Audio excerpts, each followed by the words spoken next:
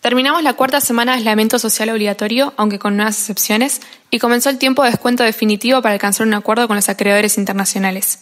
Con la oferta de canje sobre la mesa, que fue oficialmente presentada el jueves de la semana pasada y posteriormente a la SEC, empezaron a correr los días para cerrar un acuerdo con los bonistas y las perspectivas se mantuvieron poco optimistas con los títulos en dólares cayendo entre un 8 y un 12% en la semana. Quedan entonces 12 de los 20 días que dio el gobierno para cerrar las negociaciones a medida que nos vamos acercando al 8 de mayo, día en el cual deberá definirse la aceptación o posible rechazo de la misma. Las probabilidades de adhesión son bajas, o al menos así lo vienen reflejando los precios y paridades de las últimas ruedas.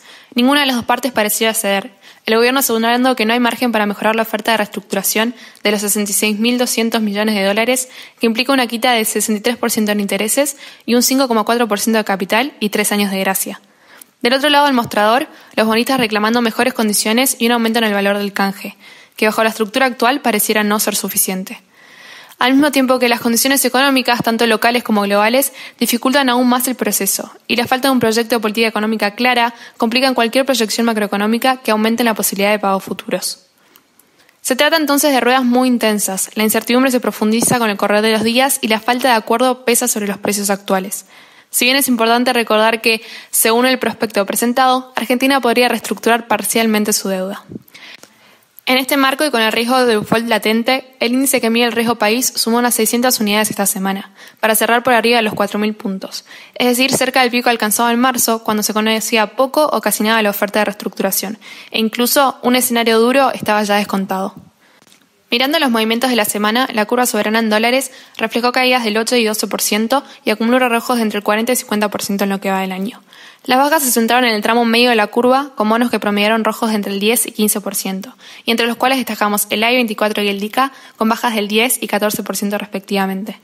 Centrándonos en los de mayor duration, las caídas promediaron el 10 y 12%, mientras que en los títulos más cortos se destacaron el AO20 y el A21, con bajas del 6 y 12% respectivamente. Las caídas además no fueron muy distintas si analizamos los bonos por legislación, recordemos que acá no está definido si el tratamiento va a ser el mismo, ni por el periodo de emisión.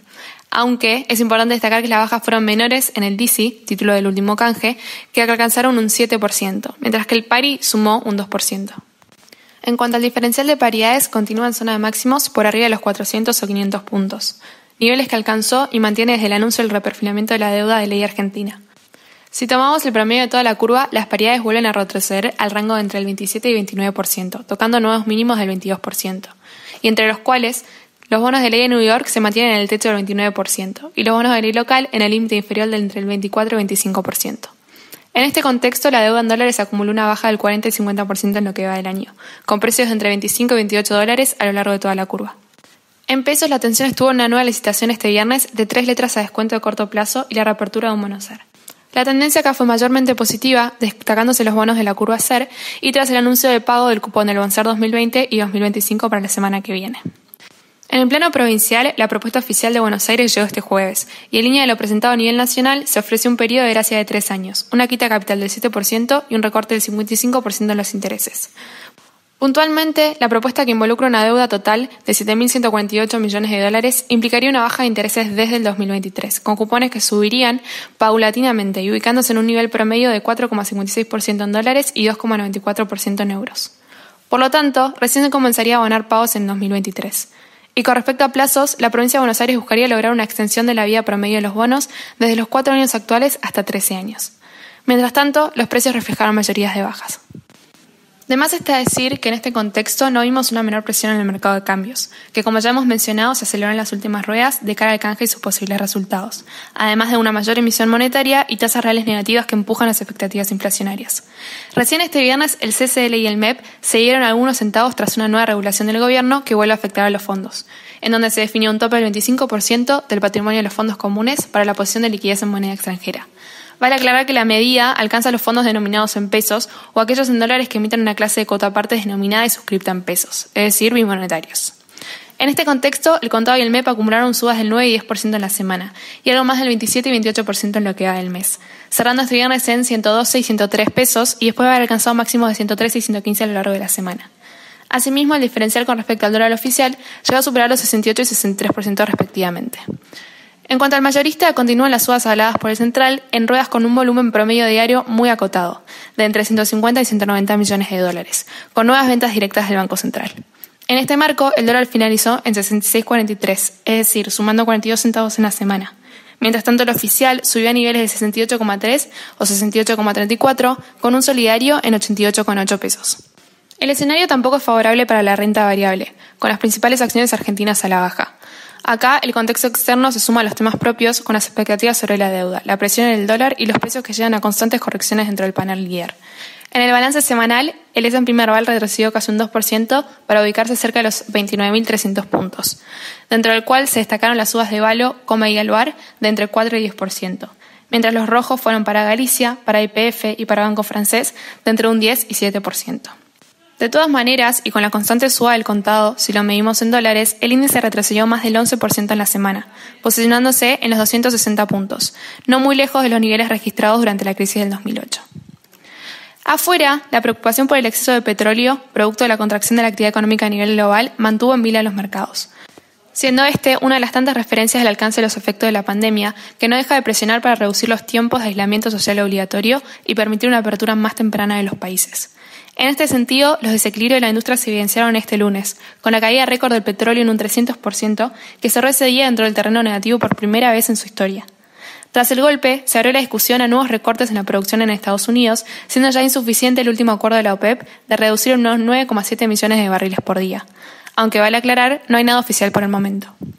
Los precios, en tanto, se fueron recuperando de los valores negativos para terminar la semana en los 16 o 17 dólares por barril, es decir, un 5% abajo con respecto al viernes de la semana pasada y acumulando una baja del 15% en lo que va del mes. Al mismo tiempo, el mundo sigue mirando de cerca el avance del COVID y los efectos en la economía global, además de cualquier mejora o posible medida que ayude a retomar la actividad a medida que se intenta entrever cuánto durará la pandemia, qué impacto tendrá y cuán duradero será el crecimiento económico a nivel global. Donde, si bien hay una clara desaceleración en el ritmo de contagios, los datos económicos de la semana no ayudaron a mejorar las perspectivas. En este contexto y después de ruedas no menos volátiles, los índices americanos retrocedieron cerca del 1 y 2% en la semana, mientras que en Europa los rojos fueron de entre el 2 y 3%. Por otro lado, la incertidumbre en la que se sigue moviendo el mercado llevó a la tasa norteamericana a mínimos del 0,6% anual tras ceder unos 5 puntos básicos en la semana, mientras que el dólar sigue avanzando. Entre los bonos europeos, en cambio, la tendencia fue mixta, con subas de hasta 5 puntos básicos y bajas de no más de 2 puntos básicos en los rendimientos.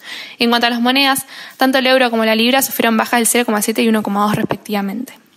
En el frente de los datos económicos, los números no dejan de reflejar el daño del freno en la economía del mundo. En Europa, los índices de los gerentes de compras se desplomaron a mínimos históricos en abril, descartando el grave daño económico que está causando la pandemia del coronavirus en todo el bloque. El PMI compuesto, que mide tanto la industria de servicios como la fabricación, cayó a 13,5 puntos en abril, según los datos preliminares. En marzo, el mismo índice había registrado su mayor caída mensual hasta 29,7 puntos. Por último, las peticiones iniciales de desempleo del país del norte totalizaron 4,4 millones durante la semana pasada, en sintonía con lo esperado.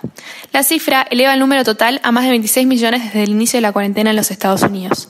Teniendo en cuenta que los números de reclamos acumulados aumentaron a 22,1 millones durante las 4 semanas anteriores, y con estos últimos datos, se borró la totalidad de empleos recuperados desde la gran recesión.